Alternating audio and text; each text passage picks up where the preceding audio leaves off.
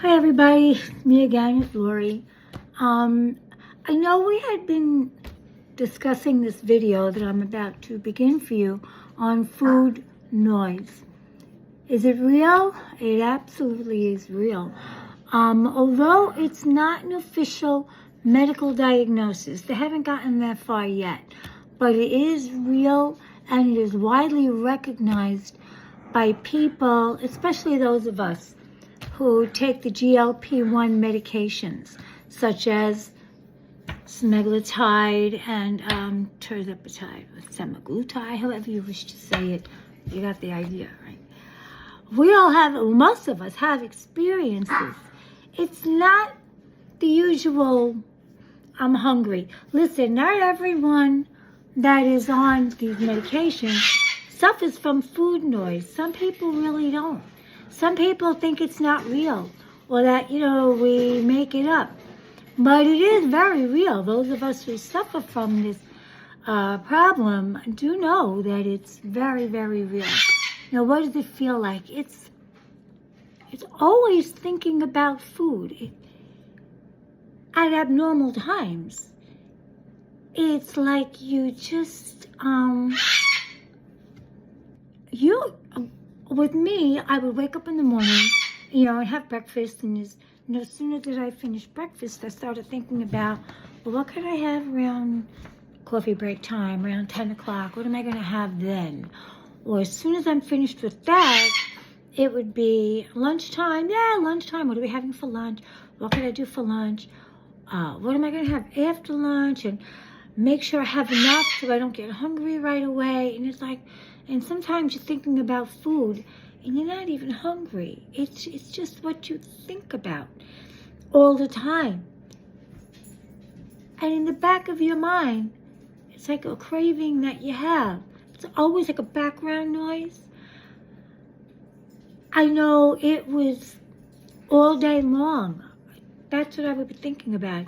Either I was thinking about what I'm going to eat, when I'm going to eat it, how am I going to eat it, do I really want this, do I really want that? And it was like this constant thing that went on in my head about food. Even if I wasn't hungry, I could be doing anything. Like, let's say if I was sitting here doing this video with you right now, in the back of my mind would be, okay, as soon as I'm finished with this video, I think I'm going to go and get, and whatever it may be, is what I will be going to get.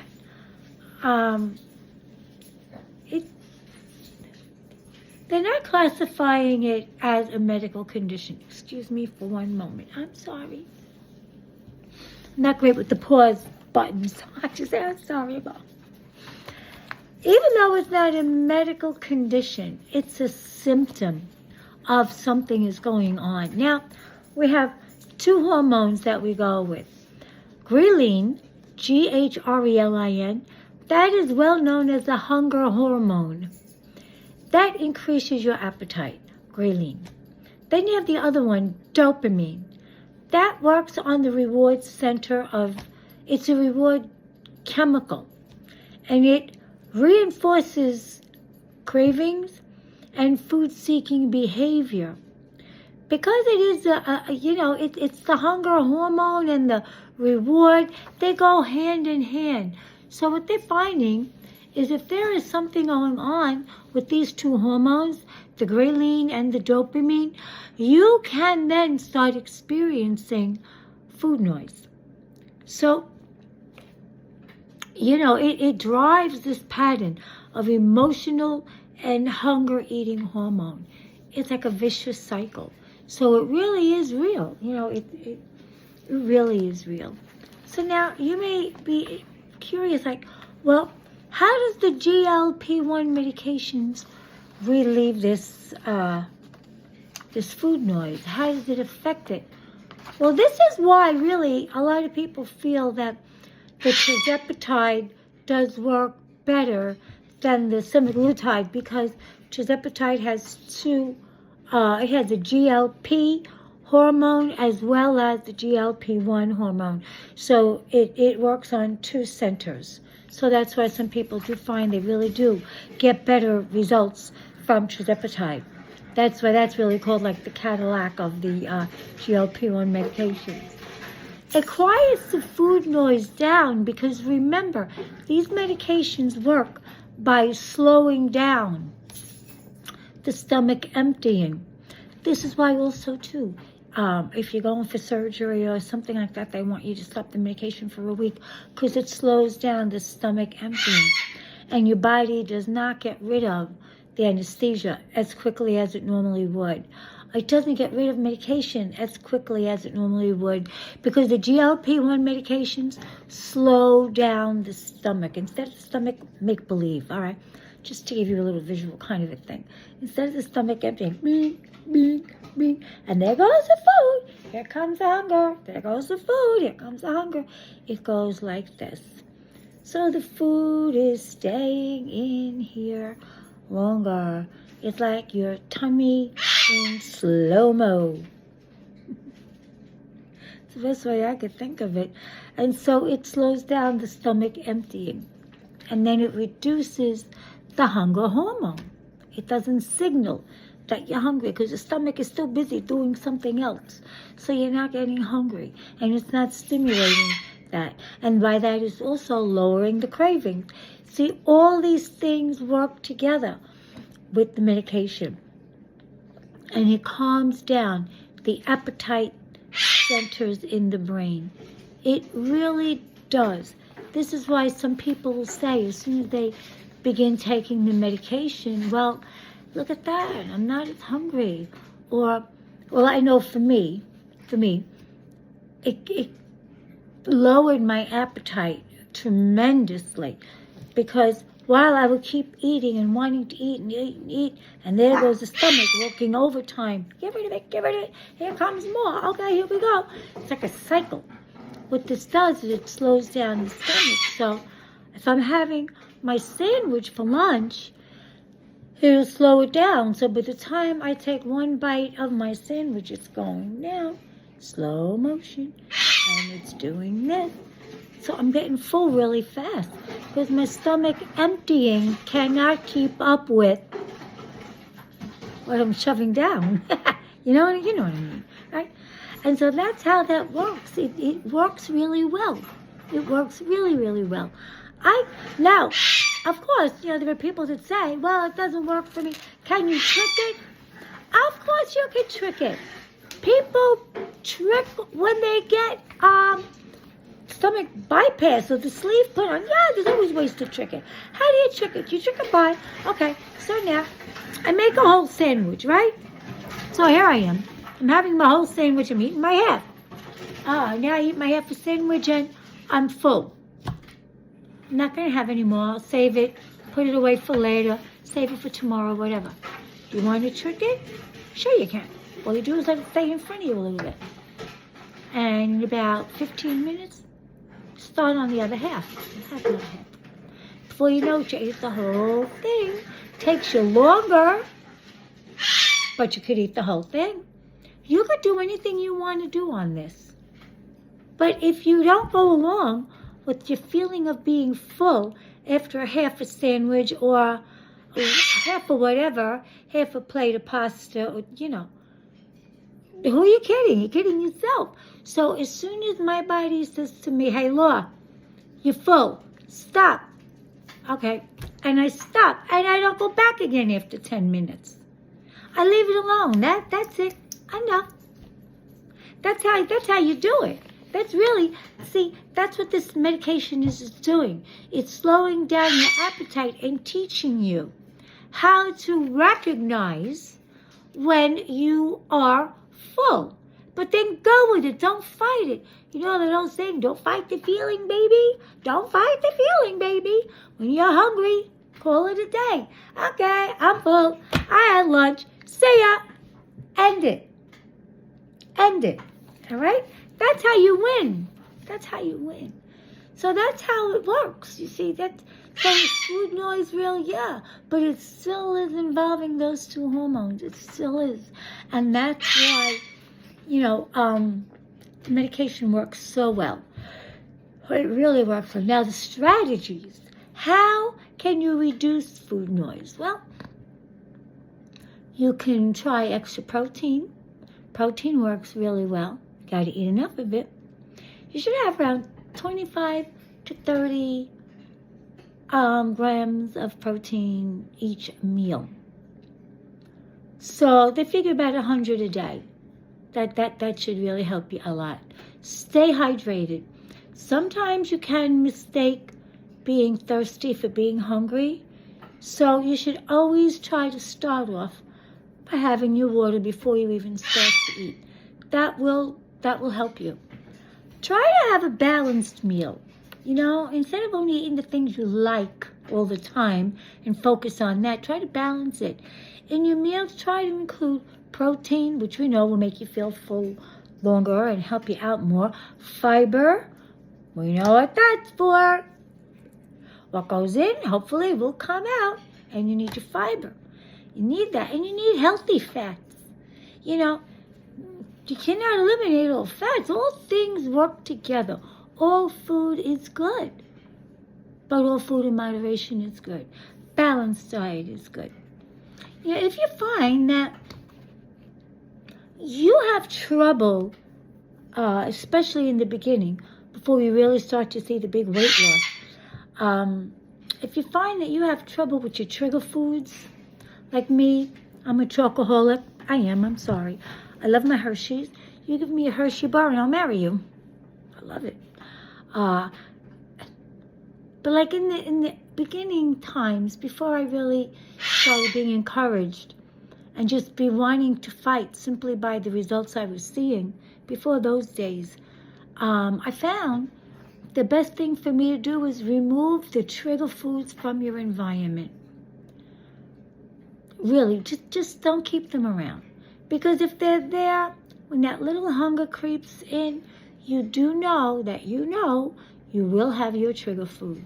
You really will. You will have your trigger food. That's just how we've been wired all these years. They make us feel better.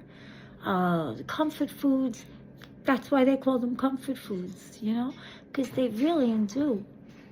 And they do help us. So try to keep them out of the way. Focus on what you know is going to help you. The water to fill you up and your extra protein. That's going to help you. Try to manage stress. A lot of people have stress eating. And I know I do.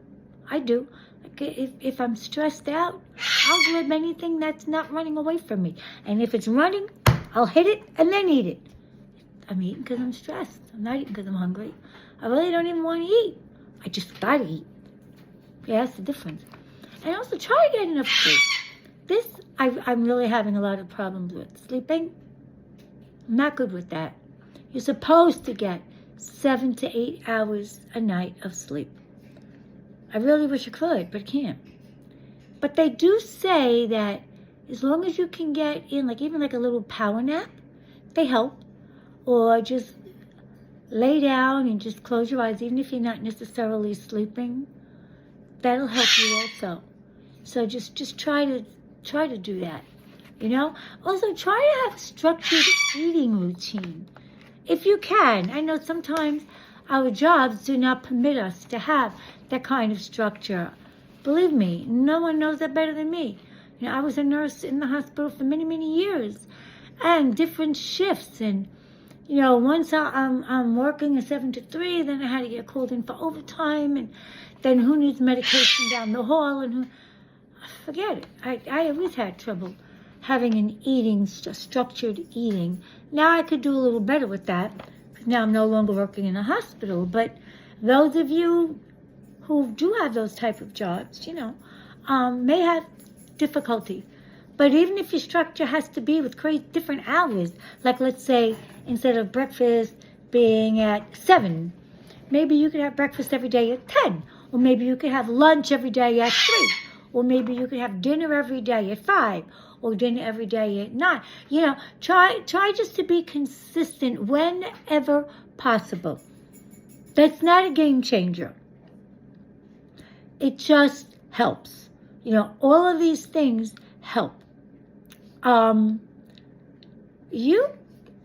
If you find that you have been taking the medication for 4 weeks, not 4 days, 4 weeks, and you're finishing up your first dosage, and, and the food noise is really coming back powerful, maybe it hasn't left yet, then you can, after you have taken your injection, same day of the week, every week, I do mine on Thursday.